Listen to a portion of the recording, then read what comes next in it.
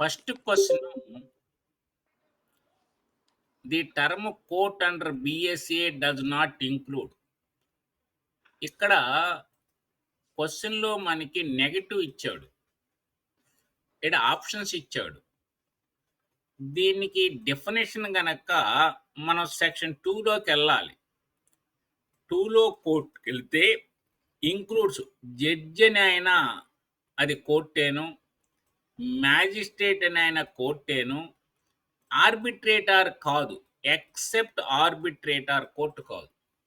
అందువలన first క్వెషన్‌కి answer ఆర్బిట్రేటారు. ఆయన court మీనింగ్‌లోకి రాడు. రెండవ question, hostel witness is covered under which section of the BSA. ఈడ 4 సెక్షన్స్ ఇచ్చాడు. దీన్ని మనం ఆన్సర్ కనుక్కునేటప్పుడు ఈ సెక్షన్స్‌ని కంటెంట్‌లో మొట్టమొదటి పేజీలో చూడొచ్చు. అక్కడేమన్నా లక్కీగా దొరికిద్దంటే తొందరగా అయిపోయిద్ది. దొరకనప్పుడు 1 బై 1 సెక్షన్స్‌ని మనం చూసుకుంటా రావాలి. 151లో ఉందా? లేదు. 152లో ఉందా? లేదు. 154లో ఉందా? లేదు. 157లో ఉందా? అంటే అక్కడ కూడా లేదే అనేటువంటిది వస్తది. ఎందుకంటే ఈ హాస్టల్ విట్నెస్ అనేది టెక్నికల్ వర్డ్. అది సెక్షన్ 157 ఉద్దేశ్యం అదే గాని ఆ పదం లేదు.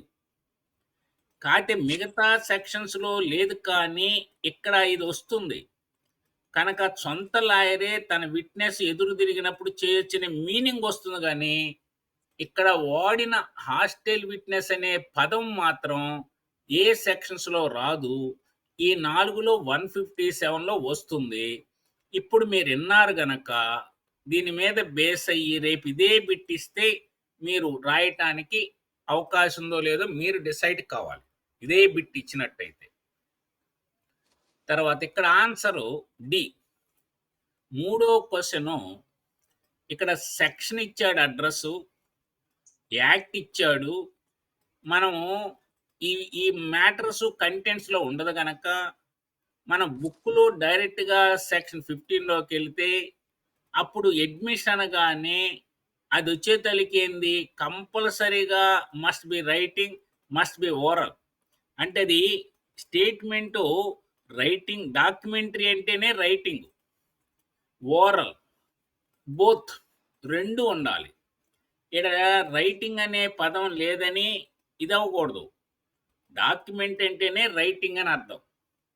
అందువలన రైటింగ్ అంటే డాక్యుమెంటరీ. అట్లా మనం ఆన్సర్ సిని రాయాలి మూడో దానికి. నాలుగవ క్వెషను, సెక్షన్ ఇచ్చాడు, అడ్రస్సు, యాక్ట్ ఇచ్చాడు. A statement of a person who is dead is admissible when the statement అన్నాడు. మనం డైరెక్ట్‌గా ఆయన అడ్రస్ ఇచ్చాడు గనక సెక్షను 26 ఏ కోడ్ ఇచ్చాడు గనక ఏలోకి పోయి చదివినప్పుడు ఆ statement when the statement is made by a person as to the cause of his death అది ఉందా అని మనం చూస్తే అది ఏ బిట్‌లోనే ఉంది గనక ఆన్సర్ ఏ. ఫిఫ్త్ క్వెషన్, ఇది డిఫికల్ట్ క్వెషన్. చాలా డిఫికల్ట్ క్వెషన్. ఆన్సర్ ఉంది వేరేట్లో కానీ అందరికి దొరకదు. ఏ డిస్ప్యూటెడ్ హ్యాండ్ రైటింగ్, ఈ రైటింగ్ ఎవరిది అనే క్వెషన్ వచ్చింది. ఈ రైటింగ్ ఎవరిది అనే క్వెషన్ వచ్చినప్పుడు అది బీఎస్సీ యాక్ట్‌లోనే. బై కాలింగ్ ఎక్స్‌పర్ట్‌ని, ఇంకోసారి ఎక్స్‌పర్ట్‌ని పిలుస్తాము. By examining a person acquainted, ఈళ్ళ ఫ్రెండ్‌ని పిలుస్తాము. నీ ఫ్రెండేనయ్యా, ఆయన రైటింగ్ నీకు తెలుసని పిలుస్తాము. లేదా ఇంకొక వ్యక్తిని పిలుస్తాం. ఇది ఒకటే ఉంది. మరి ఎలా అంటే, మీరు ఓ పని చేయండి సార్, ఏదన్నా ప్రూవ్డ్ ఉంటే ఇది గనక నాకు చూపిస్తే కంపేర్ చేసి నేను కనుక్కుంటానంటాడు. ఒక హ్యాండ్ రైటింగ్‌ని ఎవిడెన్స్ బీఎస్ఏలో ప్రూవ్ చేయాల్సంటే ఈ 3 మార్గాల ద్వారా చేయొచ్చు. All the above. ఒకవేళ సి మీద మీకు నాలెడ్జ్ లేదు అనుకున్నట్టయితే అప్పుడు ఆన్సర్ కరెక్ట్ అయిద్ది. సి మీరు డౌట్ పడి ఇది నాకు తెలీదనుకున్నా, ఏబీ గనక మీరు ఐడెంటిఫై చేస్తే సి తెలవకపోయినా ఆన్సర్ అవుతుంది. కానీ ఏబీసీకి ఇచ్చాడు. 39లో ఎక్స్‌పర్ట్ ఇచ్చాడు. 41లో అక్వైంటెడ్. తెలిసిన ఫ్రెండ్ ఇచ్చాడు. 72లో కంపారిజన్ ఇచ్చాడు. ఈ 3 మార్గాల ద్వారా ఈ 3 మార్గాల ద్వారా ఒక హ్యాండ్ రైటింగ్‌ని కనుక్కుంటాం గనక, అందువలన మనం ఆల్ ది అబవ్ అన్నాం. ఇప్పుడు 72 గబక్కన తెలవదు. ఇప్పుడు విన్నారు గనక కనుక్కోవచ్చు. ఈ 2 తెలుస్తాయి. ఇది ఎక్స్‌పర్ట్ తెలిసిద్ది, అక్వైంటెంట్ తెలిసి ఈ 2 ఉన్నాయి గనక, మూడోది తెలియకపోయినా ఆటోమేటిక్‌గా ఆన్సర్ డీనే పెట్టేస్తాం. తర్వాత సిక్స్త్ క్వెషన్ ది బీఎస్ఏ ఇది డైరెక్ట్‌గా సెక్షన్ 1లో ఉంటుంది. ఆ 1లో ఉంది గాని first day of July 24 direct bit. అదేంటంటే ఇక్కడ చూడకూడదు. కొంతమంది తెలియక ఈ టైటిల్ కిందుండే ఈ డేట్ రాత్తారు రాయకూడదు. సెక్షన్ 1లో ఉన్న దాంట్లో రాయాలి. ఆ 1లో ఎప్పుడొచ్చిందనేది ఇస్తాడు. ఇది రాయాలి. సెక్షన్ 1లో ఉంటది. దీని కింద ఉంటే అది అది ఎనాక్టెడ్ డేట్ అని అంటాం. ఈ సెక్షన్ 1లో ఉంటుంది. ఒకవేళ పైనే ఉండొచ్చు, లేకపోతే ఫుట్ నోట్స్‌లో ఉండొచ్చు. అందువలన ఇక్కడ వచ్చేతలకి ఆన్సర్ సి. ఏడవ క్వెషను ఇండియన్ ఎవిడెన్స్ యాక్ట్. ఇది ఏందంటే ఆ బేర్ యాక్ట్ తీయాలి అందుకని ఇచ్చాను. ఒకసారి ఆ బేర్ యాక్ట్ కూడా తీయాలని. అది ఆ బేర్ యాక్ట్ కూడా ఇంతే. First day of September 1872. B. ఎనిమిదవ question the calling of at least ఇది డిఫికల్ట్ క్వెషను. కొంచెం డిఫికల్ట్ క్వెషను. ఎక్కువగానే ఇస్తాడు. కానీ ఒకసారి ఇంటే ఈజీ అయిద్ది. Calling of at least one attesting witness to prove a document under section 67 of the BSA is not necessary. ఇక్కడ బేర్ యాక్ట్ ఇచ్చాడు. సెక్షన్ ఇచ్చాడు. ఇప్పుడు సెక్షన్‌లోకెళ్ళినట్టయితే మనం రాసినప్పుడు ఏమన్నాడంటే బాడీలో 67లో ఒక్క విట్నెస్ అన్నా ఉండాలన్నాడు. అట్‌లీస్ట్ వన్ విట్నెస్ ఉండాలని దీంట్లో రాశాడు. ఇది అట్‌లీస్ట్ ఒక విట్నెస్ ఉండాలన్నాడు. కానీ ప్రొవైడెడ్ దండి.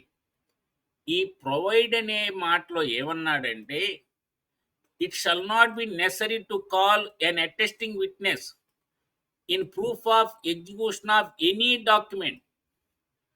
ఇక్కడ రండి. Any document which has been registered under this act. ఏదైనా రిజిస్ట్రేషన్ అయిన ఏ డాక్యుమెంట్‌కైనా ఒక విట్నెస్ అవసరం లేదు.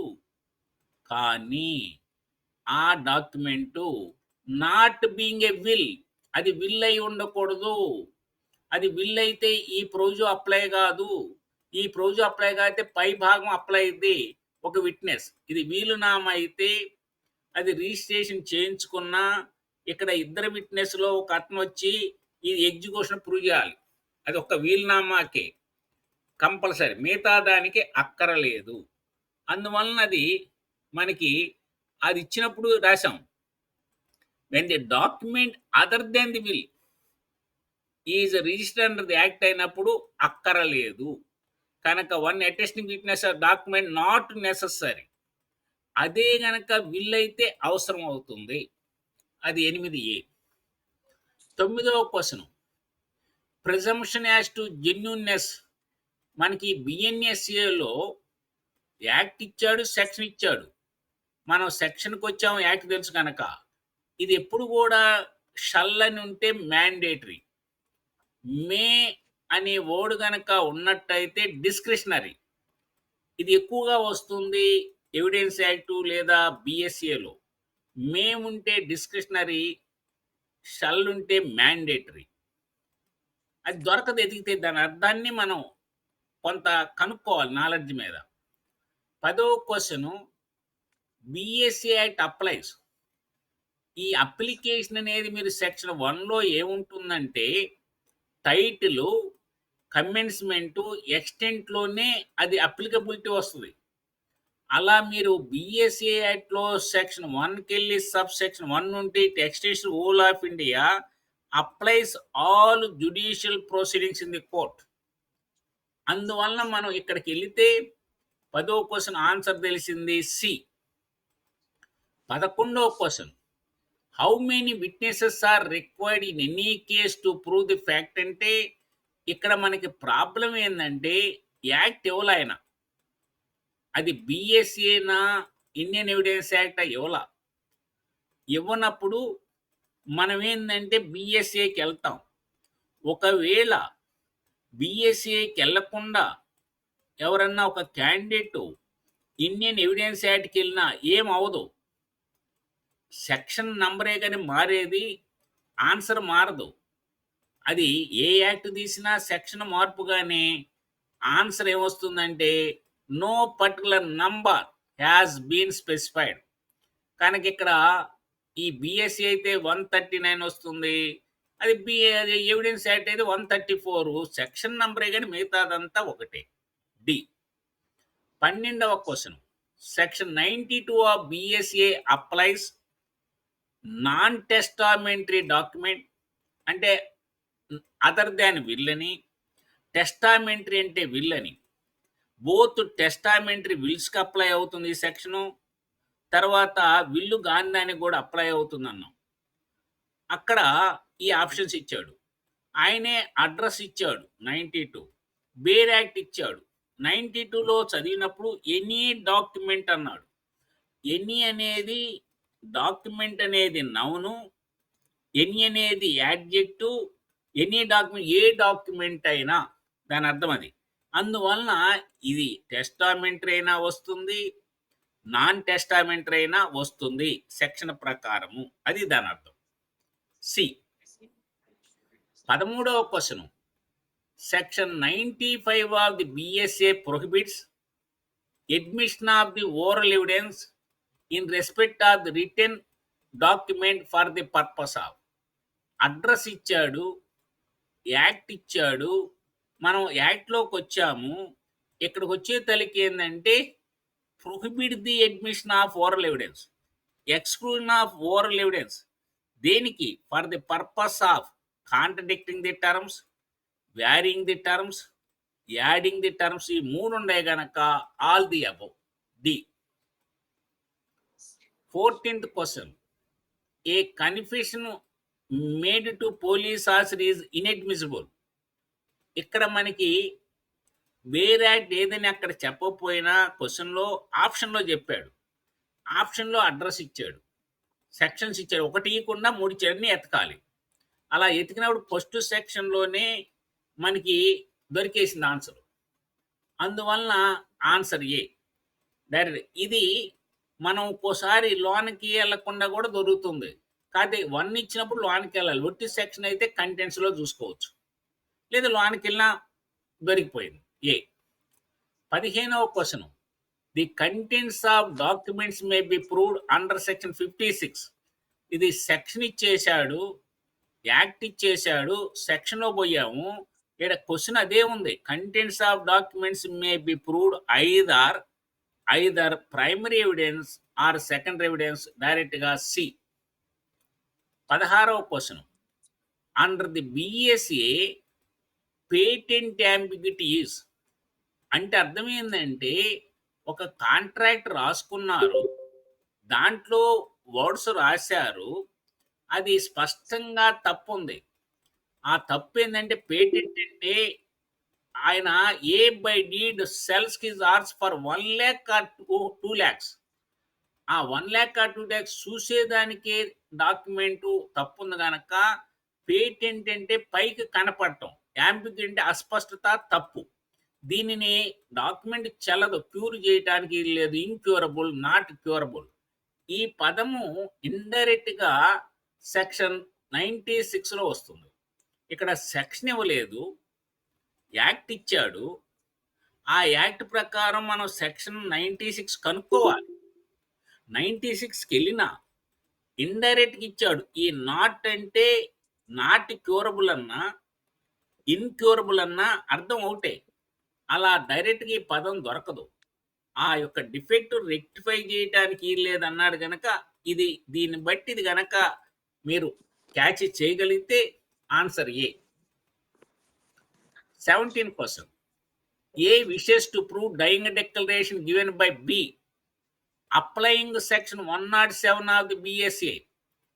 ఈ 107 ఆఫ్ బిఎస్ఏ ఏంటంటే burden of proving fact to be prove to make evidence admissible. ఇప్పుడు ఇది చూసినట్లయితే అడ్రస్కి వెళ్ళాం గనక on the person who wishes to give such evidence. కనుక ఎవరైతే ఒక విష్ చేశాడు, నేను ఈ థింగ్‌కి ఎవిడెన్స్ ఇవ్వాలనుకుంటే ఈ మస్ట్ ప్రూవ్.